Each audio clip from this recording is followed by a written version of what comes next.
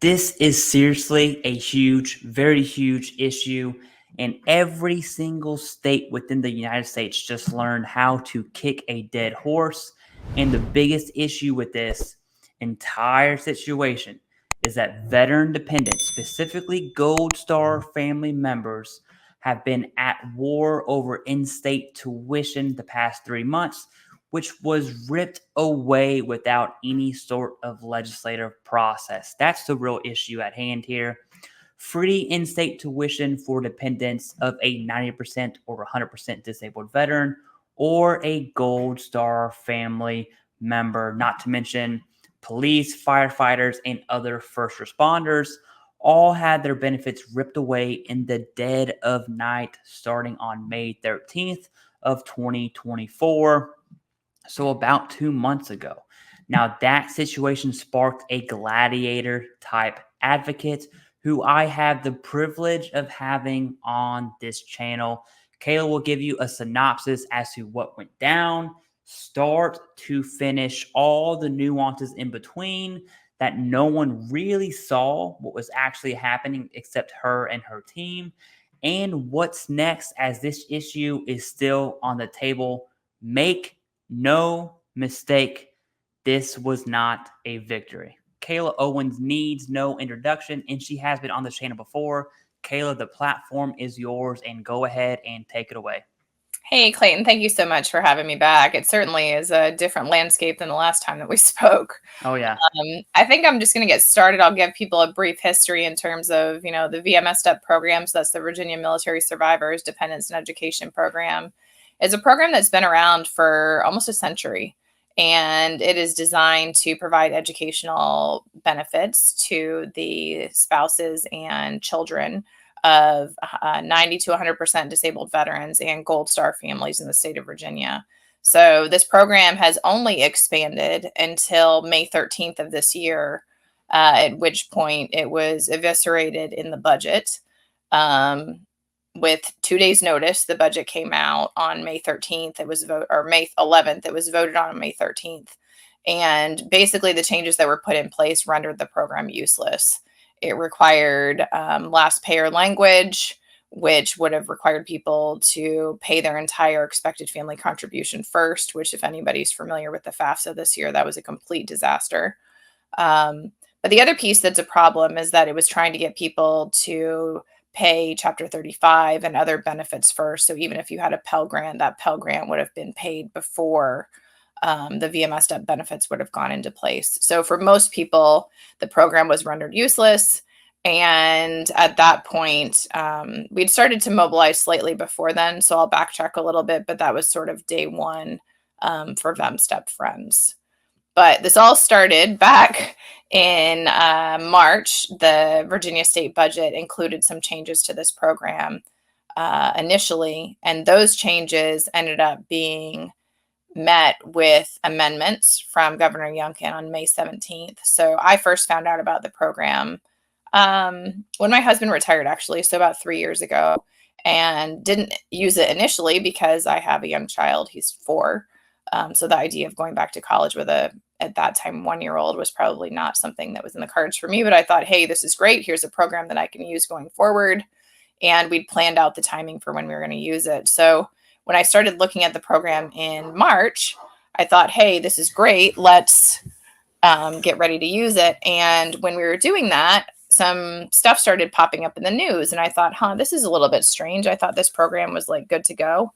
And when I started looking online, I found out that these changes had been proposed in the initial biennial budget for Virginia. So Virginia is different to some other states in that they do their budget every 2 years rather than every year. So the initial changes that they tried to put in the budget in March, again, were met with amendment changes from the governor that said, hey, let's kick this to a study so we actually know what's going on with this program. Yes, there's been some growth, but we want to make sure that we make thoughtful and changes that are reflective of, the growth of the program, what it's going to look like going forward, trajectory-wise, et cetera.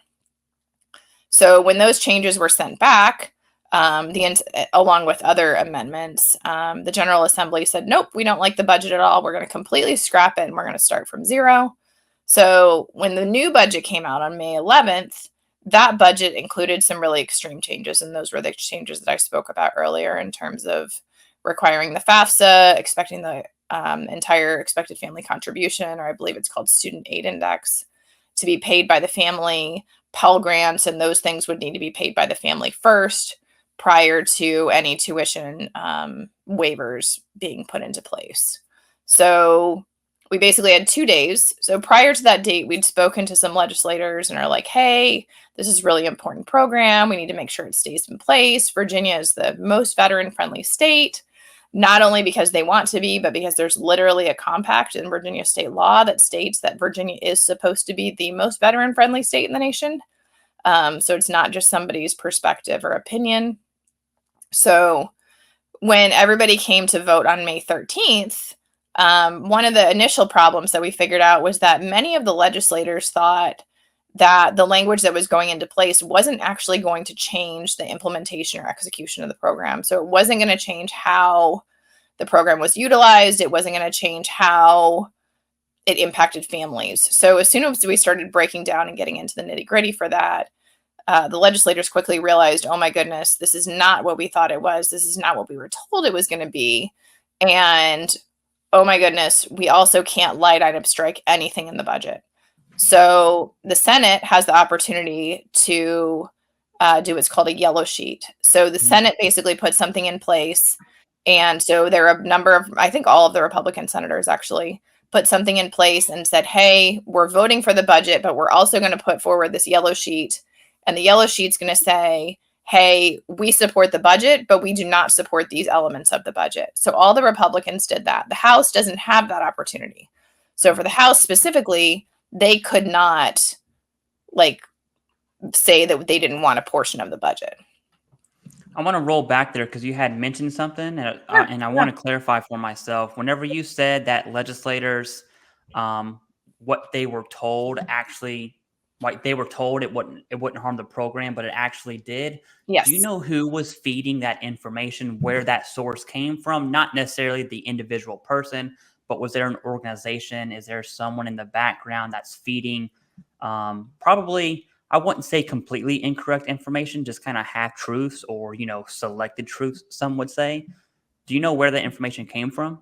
Yeah, so we do know that the Senate Finance Committee, and that's the only person that I know that specifically was speaking about it, because one of the senators actually went and grabbed one of the people in Senate Finance and had that woman come and speak to us. And so when we specifically started going through some of the details and the nitty-gritty in terms of how it worked, the only answers we kept getting were, I don't know, this is what I was told. So I don't know who her information source was, but she was basically advocating for, this is not going to have huge changes. This isn't going to be a huge problem. This is not really going to impact families in a major way. When in fact, what we've learned over the course of this entire process is when you make decisions without the stakeholder and users either in mind at least, or participating in the process, then there's a significant amount of detail that gets missed. Mm-hmm. And I think that that's been one of the hugest barriers that we've had, is that just because stakeholders have been excluded for the most of this so far, that basically has meant that there are a lot of nuances and a lot of details that have happened or that were not taken into consideration. So even as we get further down the chat today, there was a Senate study committee meeting that met, and I'll go into details about that later, but they basically stated that anybody that's in the military, that their family has access to GI Bill to use for education, and that not only do they have access to the GI Bill, but they also get up to a $4,500 BAH every single month for every single person that uses the GI Bill. And anybody that knows anything about veterans benefits knows, first of all, not everyone gets the GI Bill. And not only that, to get $4,500 at, an E5 pay for BAH is not even existent in the state of Virginia. Yeah, maybe like Manhattan, New York, or Los Angeles, but definitely not that little plaque up there. Actually, I got it in Northern Virginia, and it was not $4,500 a month. I wish it was, though. All right, that's my question. I'm going to go ahead and turn it back over to you. All right? Yeah, certainly. So on the 13th of May, we went to the General Assembly. We had a chat with people in the House, people in the Senate. Both of them were under the impression that this was not going to significantly impact us. That was not true. So as soon as we started explaining to them what was going on, many of them were concerned and said, hey, we're going to start working on this tomorrow morning. So that afternoon, just prior to the governor signing the bill, we waited for him outside of the press room. And we said, excuse me, Mr. Governor, this is a problem. This is the largest rollback to veterans benefits in the in the history of the state of Virginia. Why are you going to sign this when you ran on the platform of making Virginia the most veteran-friendly state? His response to us was, we're going to fix this. It's going to be okay. It's not going to be a problem. That was not reassuring. And at this point, I think there were about 15 of us that were in Richmond that day. So a much smaller group than we have right now. So the next morning at 7 a.m., I was on a Skype call and there were 2 people in a senator's office, and he has just been phenomenal. So I want to say from the very beginning, we have had people that have championed this, that have worked countless hours of their personal time, weekends, holidays, etc. But there have absolutely been people on both sides of the aisle that have been phenomenal in terms of supporting this. Many of them are veterans themselves or have veteran family members. And so, we've seen the best and the worst of politics throughout this entire process. So when we started explaining the really nitty-gritty details of the next morning at 7 a.m., that senator called the governor's office and is like, this needs to get fixed immediately. There's a problem. We can't deal with this. This is really bad. So I believe it was all of the Republican senators sent a letter, an open letter to Governor Youngkin saying, this needs to be repealed. We can't have this in place. Oh, and I forgot to say earlier, the grandfathering deadline for anybody that would have qualified under the previous legislation was going to be the 15th of May. So 2 days after the budget was signed. So people had no time. Anybody that knows anything about applying to colleges, programs, anything like that, it all has to be, well in advance. You can't do that in 40. I mean, this was like 24 hours notice, basically. So not something that was going to happen. So the governor responded with an executive order on the 15th of May saying that he was going to establish a task force looking at the unintended consequences of the budget language. Now, that in and of itself would have been fine. However, there was some language that ended up in that executive order that made it even more restrictive, to whereas if you had been grandfathered previously, you would have been able to use all 8 semesters. However, the language that was in the executive directive stated that you could only use the program to finish any current programs that you were enrolled in. So that was very problematic, because if people were, let's say you had 1 semester left, or you were doing classes at a community college, you wouldn't have been able to transfer those. So there are a whole bunch of issues with that language. Again, when you don't involve stakeholders, when you don't have people that are involved that are actually utilizing the program, there are oftentimes things that get missed. So that took place. We had the executive order. The executive order didn't make anybody feel better. A couple days later, I was appointed to be one of the task force members, which I was very grateful for. And we then had a JLC meeting. I can't remember if the JLC meeting was first or the task force meeting, but I think it was the JLC meeting. And all of the VSOs in the state of Virginia voted asking for the language to be repealed, stating that it should not have been done in this manner. It should have gone through the regular legislative process. And because it didn't go through the regular legislative process, they wanted it to be done. It was such an important piece of legislation. They wanted to make sure that it was done in such a way that it was done in the light of day, and that they were requesting that the language be repealed. So that was wonderful. There were a number of, every single JLC that was on that, or every single VSO that was in that JLC meeting voted for that. This was followed up by a letter by 30 national NGOs. So the national NGOs, and I'm going to read them because I'm so grateful that they partnered with us. We've got the Elizabeth Dole Foundation, TAPS, National Military Family Association, Rally Point, Dixon Center for Military and Veteran Services, Jewish War Veterans of the USA, Psych Armor, Independence Fund, Military Spouse Chamber of Commerce, Partners in Promise, spouses of the 19th Chairman of the Joint Chiefs of Staff, Project Sanctuary, Women in Military Service for America Memorial Foundation, Camp Corral, Code of Support Foundation, No Greater Sacrifice Foundation, Our Military Kids, Blue Star Families, SEAL Kids, Operation Homefront, Student Veterans of America, Soldiers Angels, Military Family Advisory Network, Special Forces Shield Maidens, Women to Marines Association, Travis Manion Foundation, Navy SEAL Foundation, who has been phenomenally supportive, the Green Beret Foundation, and Service Women's Action Network, and then finally Wounded Warrior Project, who have also been absolutely outstanding. So the thing I want to highlight about this letter and why I thought it was so important, all of these national NGOs were concerned, or national VSOs, they were concerned about what was happening in Virginia because they're concerned about the precedent that it sets for other states. So because this is the first and largest rollback of any veteran program like this in the country, they were concerned that it was something that was going to roll out. And if it could happen in Virginia and it can happen like this, then it could happen anywhere.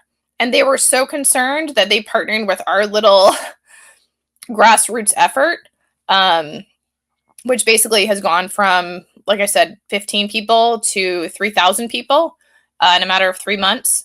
So that's just one thing I want to highlight, is that we felt so grateful to have support of like these big NGOs that were, you know, using a little bit of their political muscle and reputation. They've been around a lot longer than we have. So we thought that that was really great.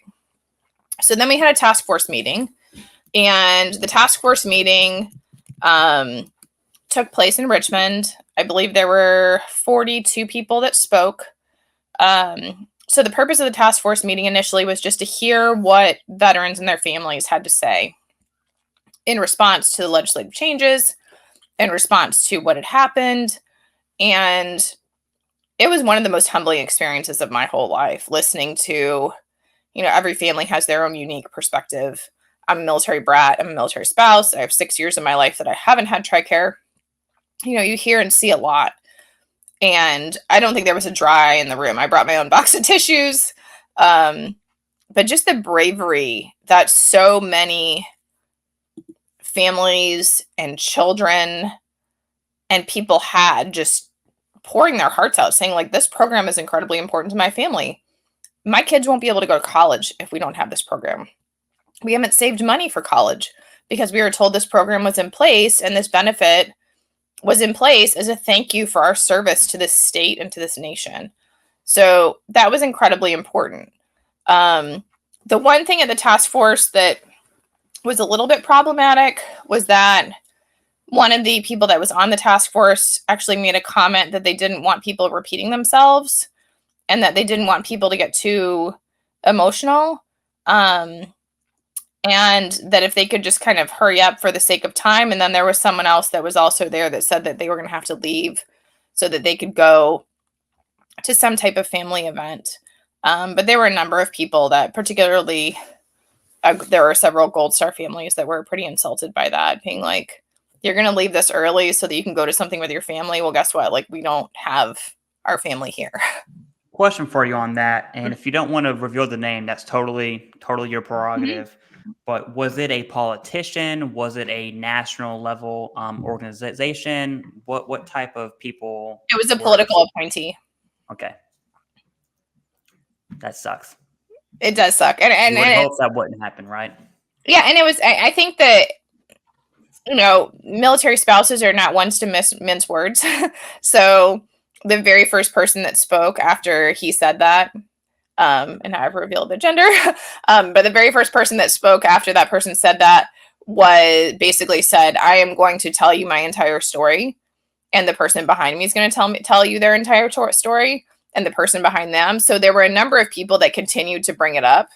Mm-hmm. And then there was a police spouse, because 2 days before the task force, so the task force took place on a Monday, the Friday before, we found out Christy McGinnis, who has been our superhero researcher behind all of this, she's actually the co-founder of Them Step Friends with myself.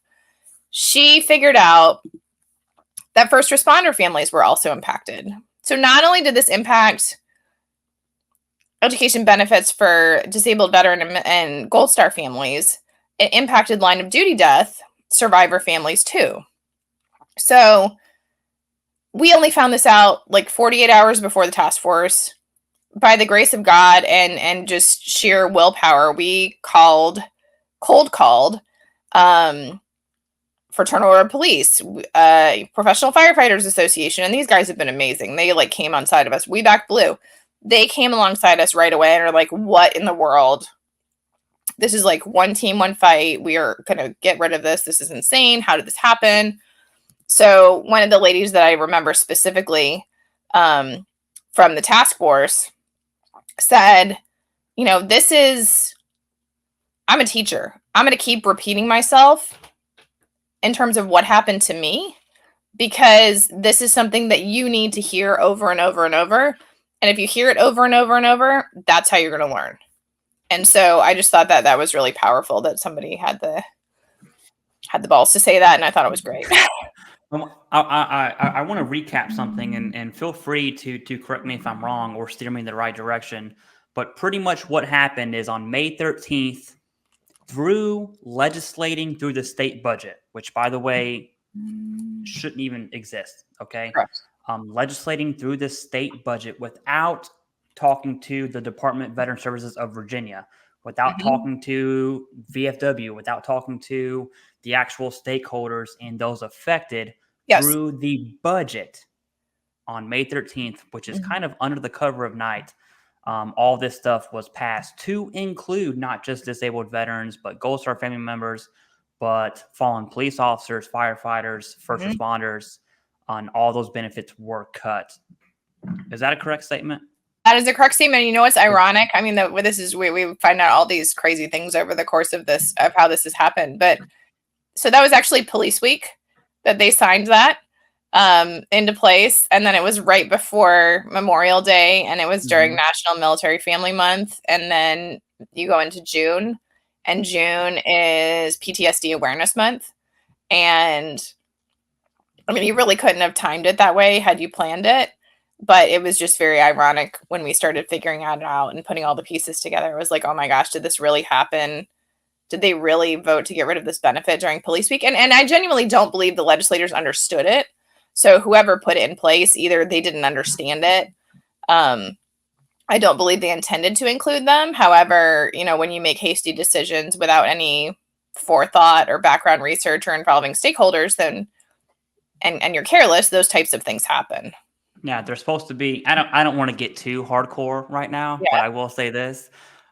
There's checks and balances for a reason, and legislating through the state budget completely undermines just the democratic process, right? At the state level.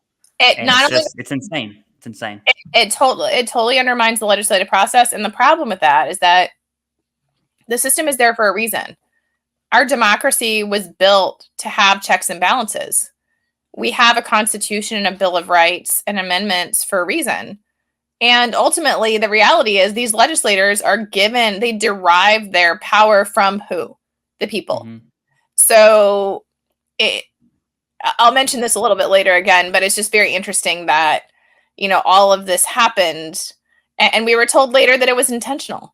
So we were later on in the process, there was a meeting on the 28th of May where the House finance person said in a private meeting that we did it this way because it never would have passed through the legislative process. And that person specifically at that time also stated that they would never recommend for the language to be repealed because they would never be able to get those changes through a normal legislative process again.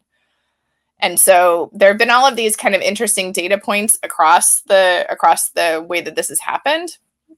But the interesting thing for me is that it's like a game of whack-a-mole, like trying to figure out, it's like you can't figure out who put it in there. And the way that it was put in there, you know, everybody's now is raising their hand. Oh, it wasn't me, not it. But obviously it got there somehow. And the reality is at the end of the day, you know, we have had numerous legislators say it never should have happened this way. We've had people on both sides of the aisle say legislating through the budget for items that are of a financial benefit to a family is wrong. It shouldn't happen. And particularly when people are making major financial decisions. I think I shared with you the last time I was here that early on in our group, we had people that I did a little survey, and 90% of the people had made major financial decisions for their family based on the expectation of using this program, whether that be where they buy their house, where they retire, where they live, what kind of car do they drive, like what kind of car can they afford? Can they afford to have 2 cars for their family? Can they put their child in daycare? Is the other parent able to work? Or are they going to have to stay home? What type of schools their kids are going to go to? What neighborhood can they live in? All of those major financial decisions that families make, and they budget out. And Lord knows that military families are pretty darn good at budgeting and pinching pennies, because, you don't go into the military for the pay, for sure.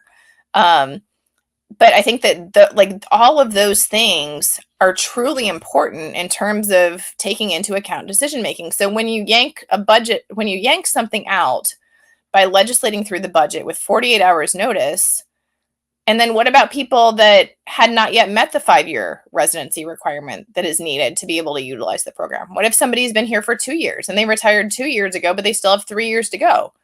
Well, too bad, so sad. But now they've potentially purchased a home, potentially moved to a certain area. In our case, we didn't do our last move because we knew that we wanted to stay in Virginia. So there are all these second and third order consequences that, when legislating through the budget happens, all of those things are not considered because there's no opportunity for stakeholders to provide input. So I'll bump forward now. So we've got the first responders joined us, which has been wonderful. They are a very powerful and tenacious bunch, and we've been so grateful for their support. So again, We Back Blue has been phenomenal. Professional firefighters, fraternal order police, they've been great. So we got to a point where we said to the governor, why are you not calling a special session for this? And mind you, throughout this entire process, there's also this other, I'll call it competing special interest issue, and that's skill games. So skill games also had the governor kick back with an amendment. Skill games is also competing for sort of legislation time, and skill games also requested a special session. So we're saying to the governor, we really want a special session. Everybody agrees now that this was wrong. We didn't want it. This should never have happened this way, and it needs to be fixed. Because you have people that could not meet the May 15th deadline for colleges because potentially they were waitlisted. They didn't know that they had to commit.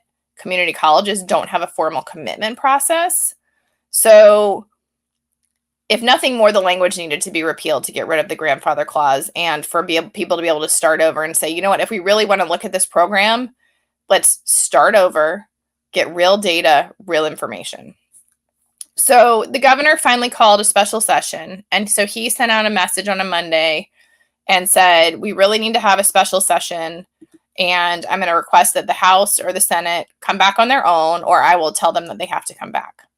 So within a matter of days, Speaker, and I'm not going to mention people, but I will mention a couple.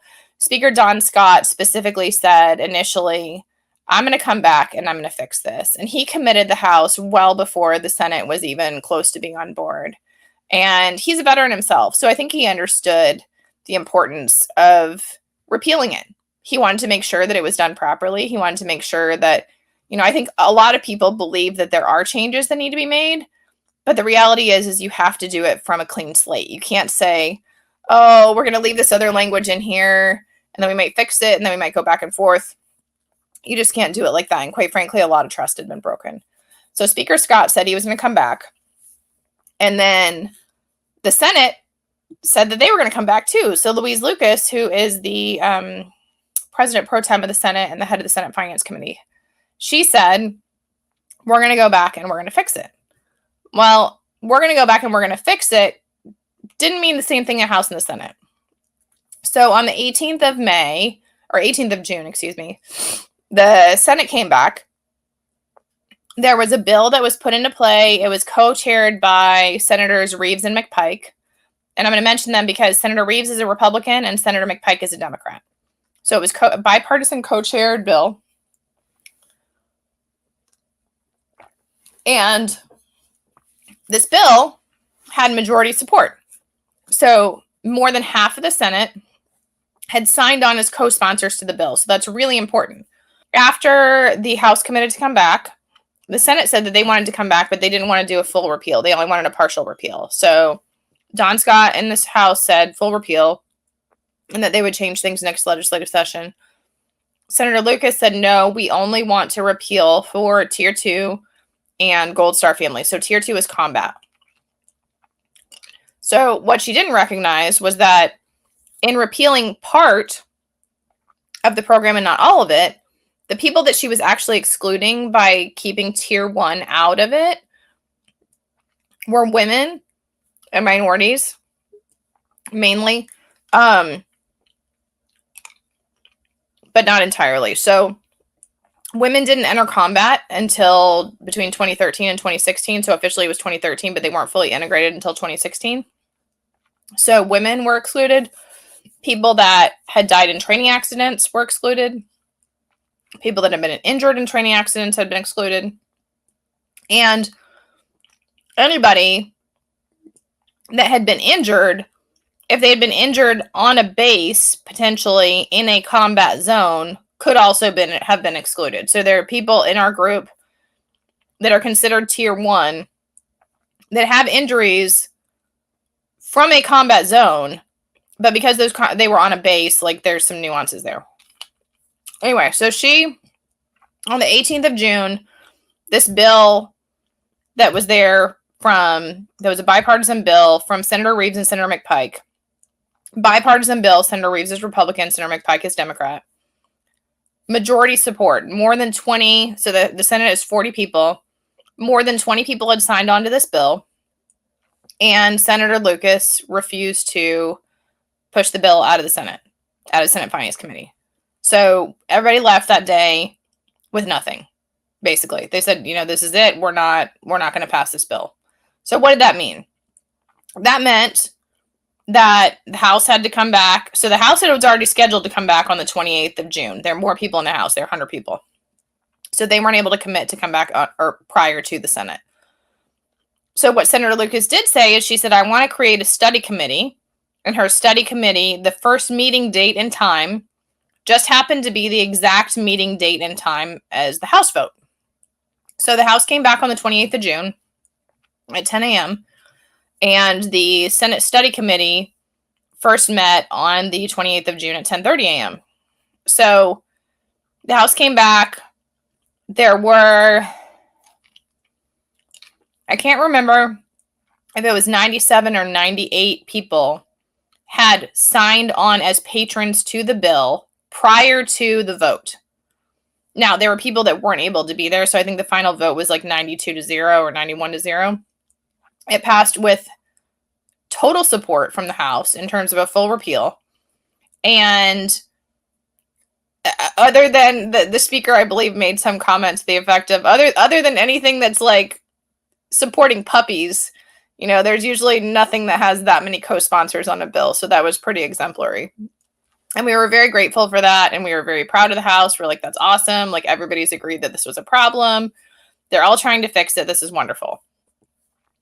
So we go to the study session for the Senate, which again was same day, same time. We had 23 people spoke that day. It might have been 22. Again, people pouring their hearts out. I can't tell you how many times I cried. And the thing that just has continued to strike me is the bravery of the people in the group that have been willing to share their story. The fact that they have had to share personal details of disabilities, which in any other context would not have had to be shared. For example, if you have a service dog and you walk into a restaurant, they're not allowed to ask you why you have that service dog. Yet people are here having to share like why Tier 1 versus Tier 2 is more or less worthy.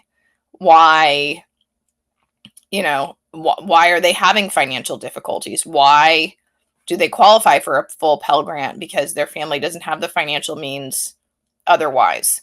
So I think that really impacted a couple of the senators that were there that day. I certainly followed up with them, and they were very responsive and just said that they didn't understand until that point the extent to which this truly impacted families' lives. And so I think that study session was very beneficial. The Senate then came back just a few days later on the 1st of July. And again, we had a bipartisan bill with majority support that failed to leave the Senate Finance Committee. So this is the second time. This bill, and so this was already the bill that had already been voted on by the House. The House passed it 91 or 92 to 0. It goes to Senate Finance. By the time it touches Senate Finance, it had already had majority and bipartisan support in the Senate. And we were told that it couldn't pass through Senate Finance because it wasn't constitutional. I personally, I'm not an attorney. I don't know. I was told that the Attorney General's office had reviewed it and that it was constitutional and that people were looking for a reason to not pass it through. I have no idea whether that's true or not, but bottom line, that's what happened. So we left again. This was the second time now that we've left Senate Finance.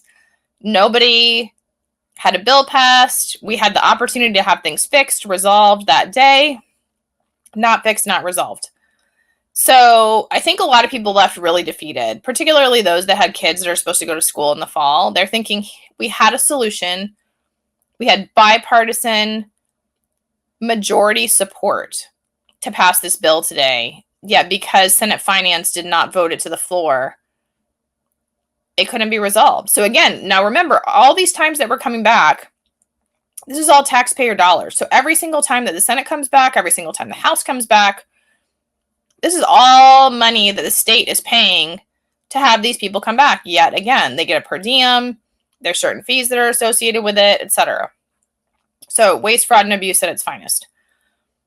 So on the 2nd of July, 24 hours after a very rough media cycle for the Senate Finance Committee, I just gotten off an interview and I received a call back from the reporter that I had just spoken to. And he said, "Hey, Kayla, you forgot to mention, I didn't realize that you guys had come to a deal." I said, "What are you talking about?"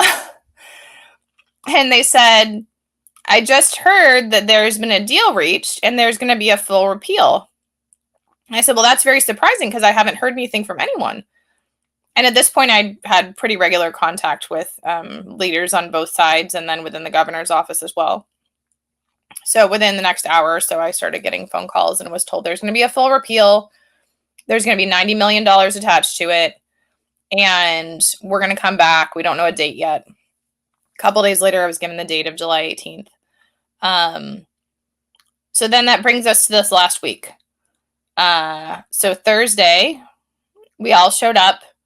The House was in and out instantaneously, I want to say. I mean, I think it was maybe 20 minutes total. Went in, made the vote, left. Then I went to the Senate.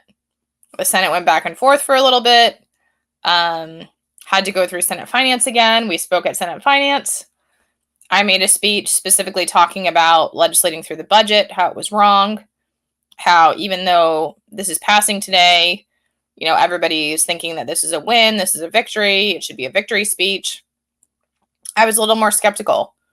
You know, at this point, we'd been through months of uncertainty, months of having to advocate, months of, you know, grassroots efforts to try and move things along in the right direction, a direction that they should have gone to begin with. And so the idea that we had to put forth so much personal effort, one, is a testimony to the fact that grassroots bipartisan efforts in this country still work. So you don't have to, you know, cause riots in the street. You don't have to burn things down. When you work with people on both sides of the aisle in a respectful manner, it doesn't mean you don't disagree, but when you continue to push in a respectful manner, things can happen. So our group had grown from, like I said, initially 15 people to now 3,000. And that's not to say all 3,000 did not show up in Richmond. That would have been pretty phenomenal, but they didn't. I think we had about 150 people there on the last day. But the fact that that many people showed up because it was important to them, I think is really resounding. So the Senate finally passed the bill on Thursday. And after they passed the bill, there were a couple things that happened. People decided to take the time to make points of personal privilege, which they have every right to do. And they tried to turn it into something partisan again. So even after this bill got passed, we'd had great relationships with people on both sides of the aisle. And it just made me feel really sad because there was a whole group of people there that had really, people had made phone calls and we've written emails and written letters. And genuinely everything that you're taught to do in terms of advocacy. And at the end, to try and turn it into a partisan issue, it wasn't a partisan issue. This has never been a partisan issue. There are veterans that are Republicans, there are veterans that are Democrats. And so that was very disheartening. And then after that, the governor did a small barbecue and a bill signing ceremony, which we had asked him to keep private. We didn't want it to turn into a press conference. We didn't want it to be a media opportunity. We felt like everybody had contributed to the problem, Republicans and Democrats, and everybody had come together and fixed it. So it wasn't, villains, good guys, bad guys kind of situation. That was one of my main questions from this, and I'm sorry I didn't pass this by you before we started recording, but I definitely want to throw it by. I want your opinion on this and share what you want to share. Don't share what you don't want to share. At the federal level, especially right now in election year, anytime one side of the aisle can bash the other versus if it's a policy issue, a veteran issue, it doesn't matter. It always gets blown out of proportion.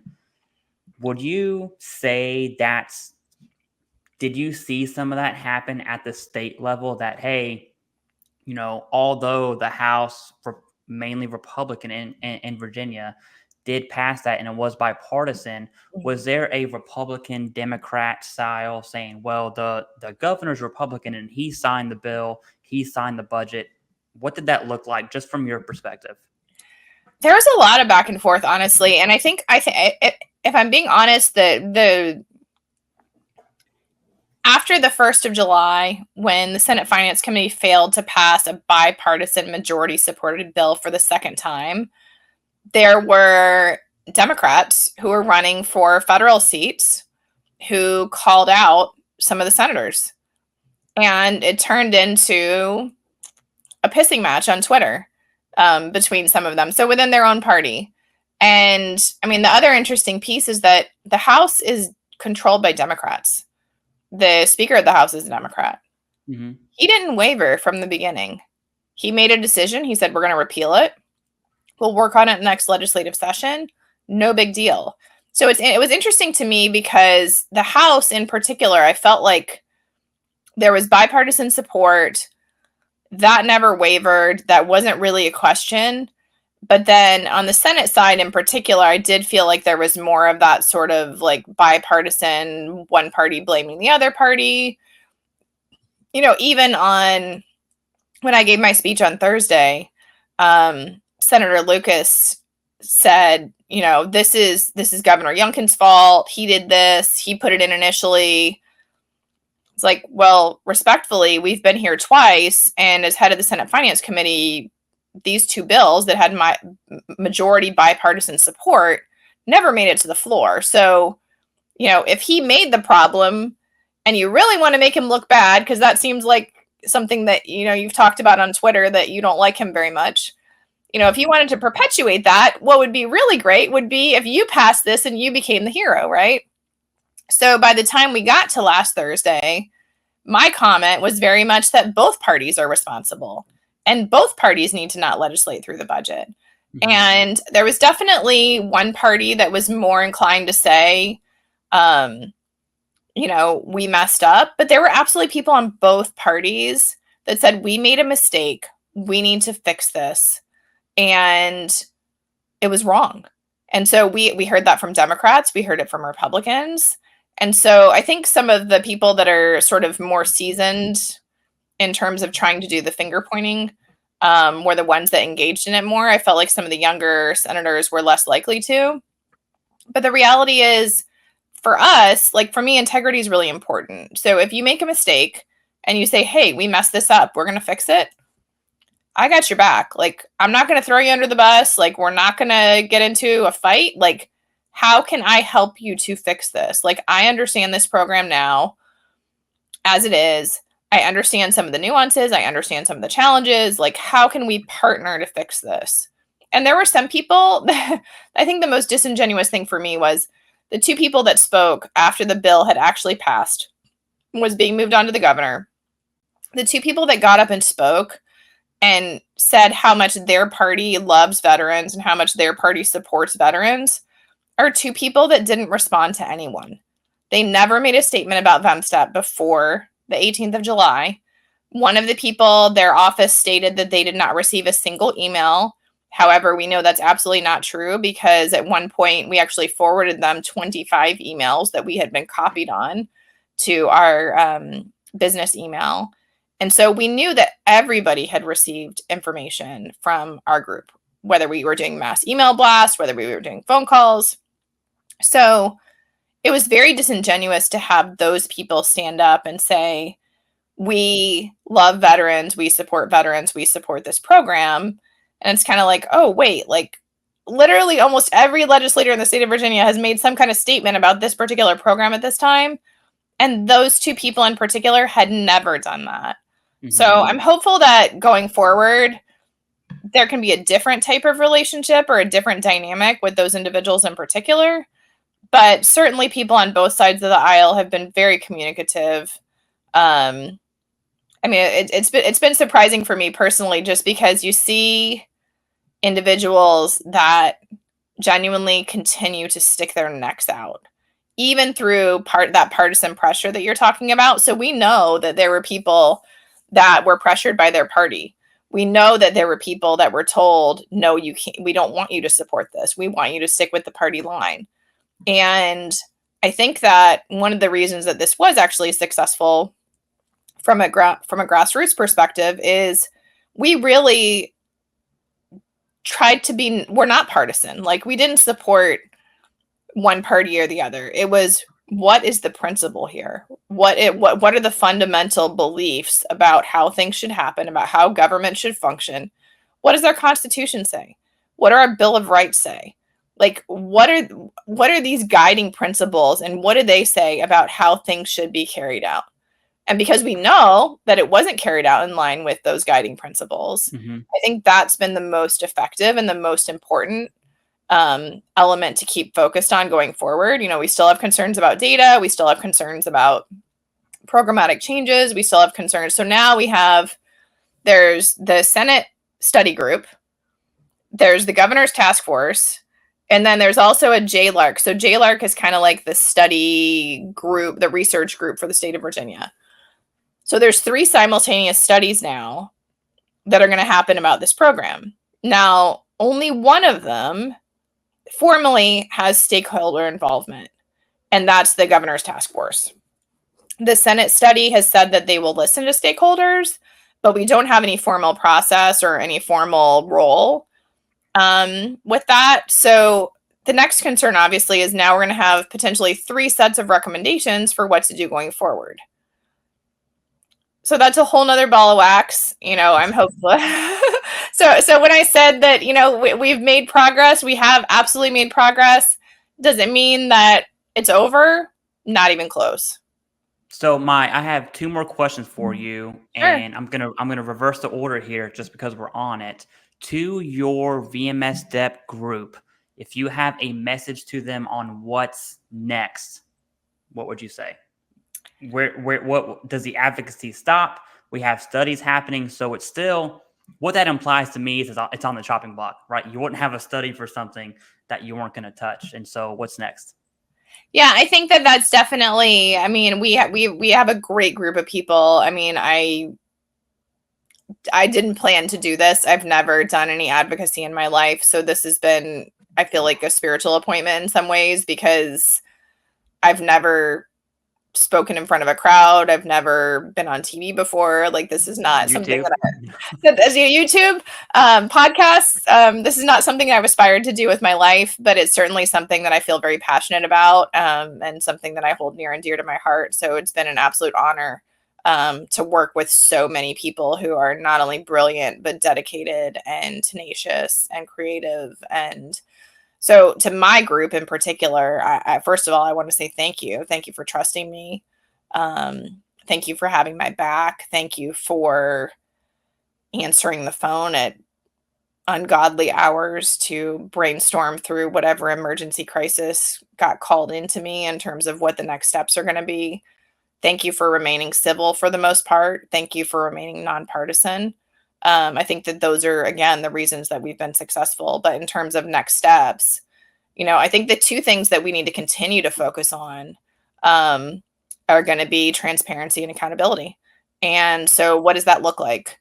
Like I said, there are the three things that are happening simultaneously: the study, JLARC, and the task force.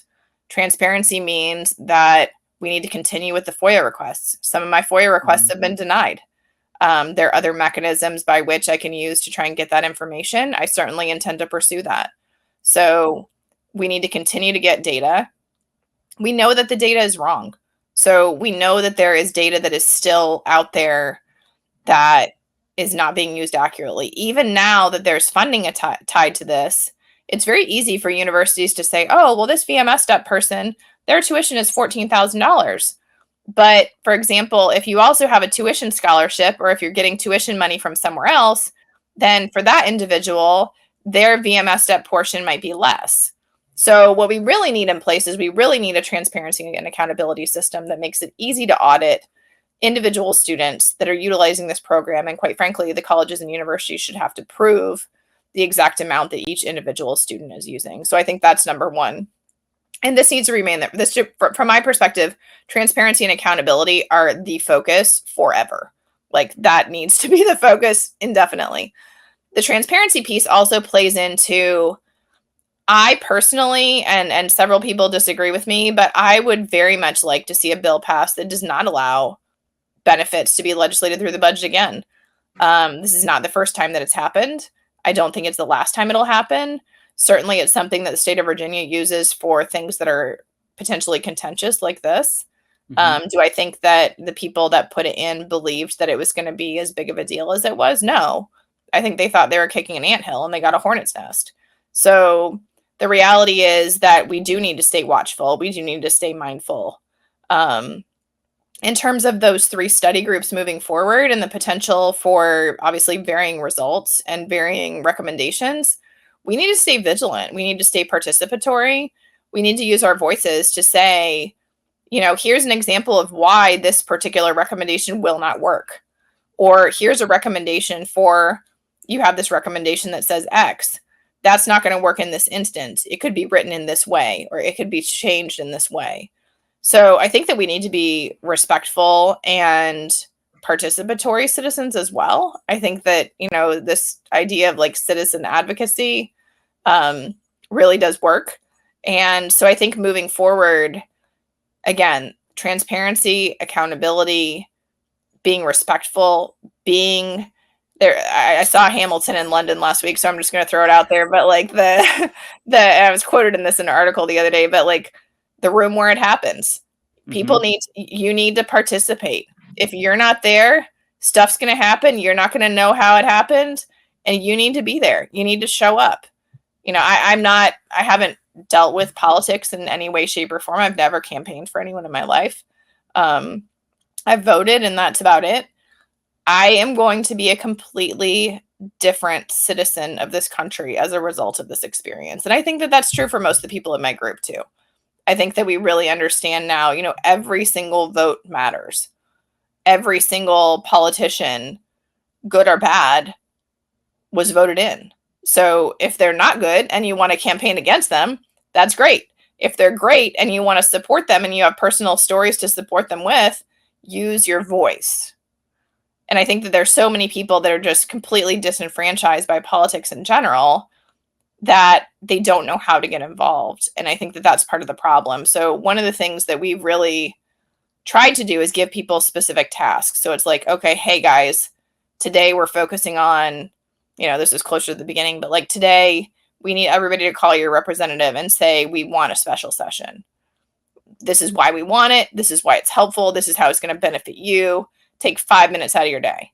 Because the reality is you can be effective as a citizen, and it doesn't take a lot of your time. It doesn't take money.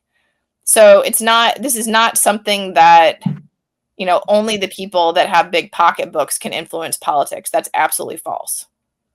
So my last question, and it is a segue, and I'll speak from my perspective only. So I am in the group. I've actually had to turn my notifications off just because of how. I will say this about your group: they are organized, and I was a mortarman in the Marine Corps, and that's a lot of that is like calling for fire and putting rounds on target. And Yep. essentially, what would happen, at least through my lens, is in the Facebook group, which is crazy to say Facebook group and talking about the restoration of VMS step. It's just something 2024, right? Yeah. But what would happen is the group in general would coordinate efforts and say, hey, Zoom call or email your representatives. You would have templates that I've had to turn my notifications off. Okay. But your group is awesome. And when it comes to the advocacy, something else from my perspective, and answer this how you want. This will be my last question. From your perspective, you mentioned all the national NGOs and VSOs that supported. When you look at what the VFW has put out, at face value, it appears to be that the VFW championed this all by themselves. And that's just something I want to bring up because there was many players in this. You hadn't mentioned the VFW at all. Correct. And if you want to speak, if you don't want to speak on that, that's okay too. If you do want to speak on that, just what are your thoughts on the VFW's role specifically on VMS step? Well, I think that everybody, particularly the 30 VSOs that signed on to support us, would say that we've taken the lead on this. I don't think that's an ego thing. I don't think you can find many, if any, media articles that would specifically talk about any other entity having the institutional knowledge for this particular bill, these particular changes, those types of things. So I think that by everyone, quite frankly, we would be considered the experts on this particular issue. I know that somebody in our group specifically mentioned after the task force meeting that, where is the VFW? So, we were at least several weeks into it, and the VFW as a state entity had signed on to the JLC letter. But in terms of advocating or saying anything on their own, I don't think that they spoke, and I could be wrong, but I don't believe that they spoke for the first time until I think Monty Zimmerman spoke on the 18th of, and Monty's been around, so Monty's been helpful, but Monty also wore a number of hats. So he wasn't just VFW, he's also MOA and other things. So in terms of anybody other than Monty being involved, I don't think that happened, honestly, until July. So Monty spoke on the 18th of June.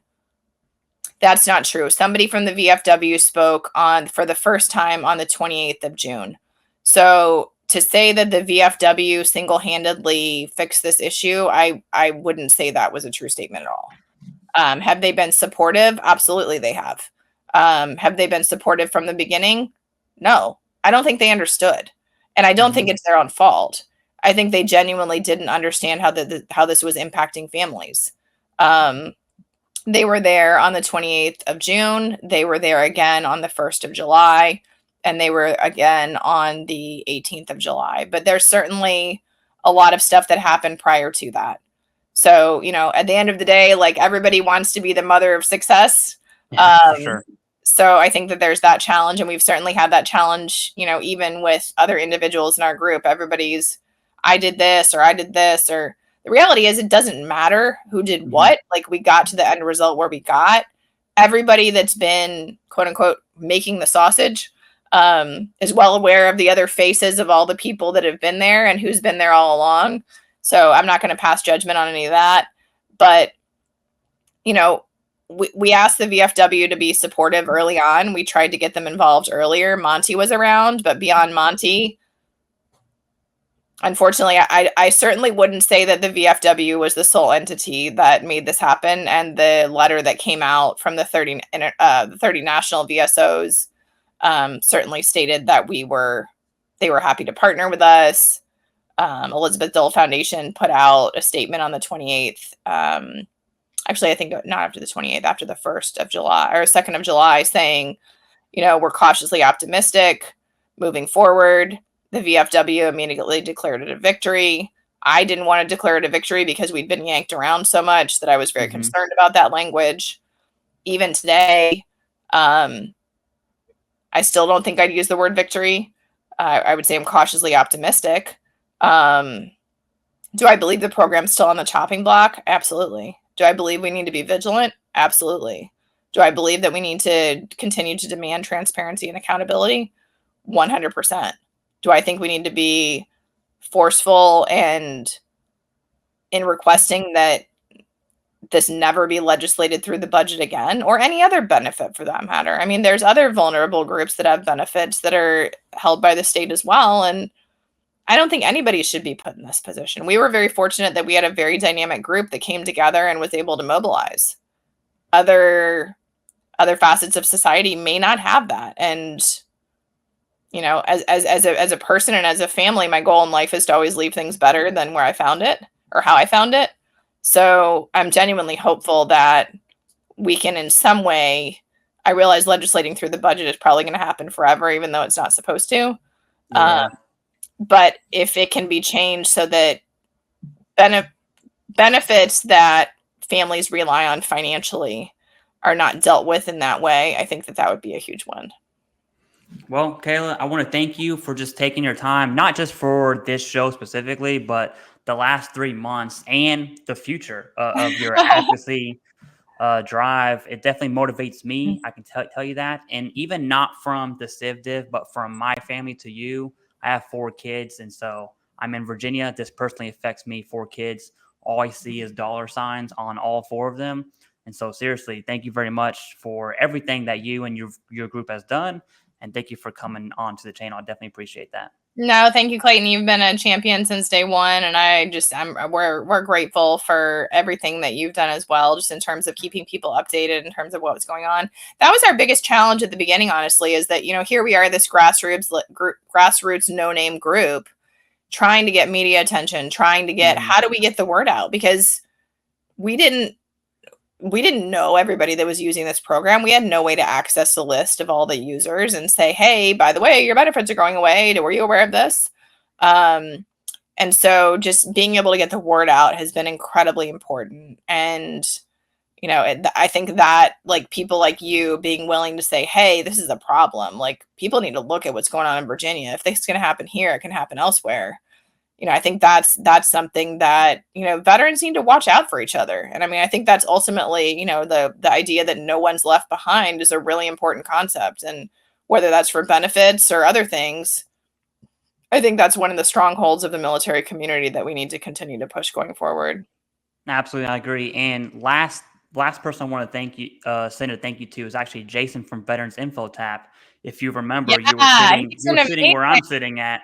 I had called him on the phone and was like, hey, man, can you make a video on this? You have a much larger reach. And he did it in a few hours, actually, and stopped his entire day. So. And he's done a couple as well. So he's put some other things out there as well. And he's been phenomenal. Jason Redman also is another one that he has been fantastic. I mean, talk about Johnny on the spot. I mean, just to have other veterans that are like, hey, this may or may not impact my family personally, but we want everybody to know that this is going on. And if it does impact you, here's a way to get involved.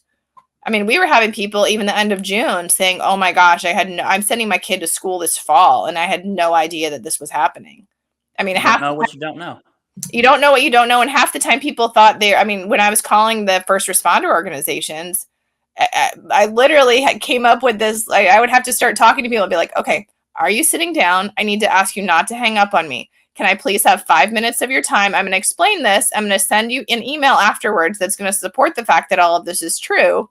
Because honestly, some of it was so unbelievable that it was really challenging. I felt like I had to sell people or convince them on the fact that this has actually happened, because it was so astonishing. That's what happens when you legislate through the budget. Imagine that, right? Imagine that. All right. Well, Kayla, thank you. Seriously, thank you very much for coming onto the channel. And that's all I got. Thank you so much, Clayton. I just want to say thank you again to all of the legislators that made this happen. I also want to say thank you to every single person in my group, the people that brought their kids. I mean, there were several families that literally dragged their kids every single time. And I mean, God bless them, because I was fortunate enough to be able to leave my 4-year-old at home. It would not have gone well if he had been there. But I mean, just the dedication shown by some of the group members, I feel very fortunate to have met them, and feel even more fortunate to be able to call some of them friends now. Same thing with legislators too. I was joking a few months ago. I said, hey, you know, I didn't know who these people were 3 months ago, and hopefully 3 months from now, I don't know who they are any longer. But some of them I will probably call friends for quite some time from now on. So, and I'm very grateful for that. All right. Thank you, Kayla. All right. Thanks. Take care.